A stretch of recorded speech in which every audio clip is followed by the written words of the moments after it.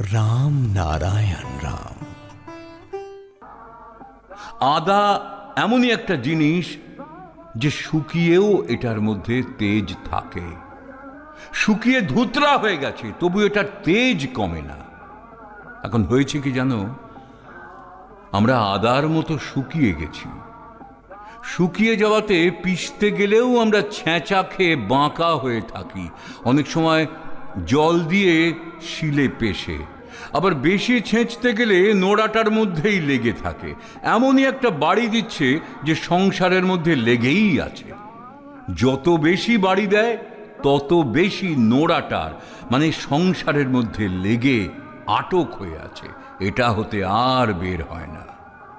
এখন বোঝো, পিষলেও আমরা মোলায়েম হতে চাই না, আবার বেশি পিষতে গেলে ধুস করে চলে গেল একদিকে, আর খুঁজেই পাওয়া গেল না। তখন বলি যা, দূরে চলে গেল। এখন রাঁধবো কি করে? মেজাজ খারাপ হয়ে গেল।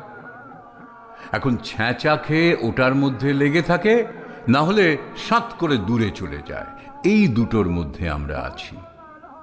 এখন আমরা হয় বের হয়ে গেছি, নয় চ্যাপটা খেয়ে রয়েছি। পেশা আর হচ্ছে না। পিষে যদি ফেলতে পারত, তবে দেখতে মোলায়েম হয়ে যেত।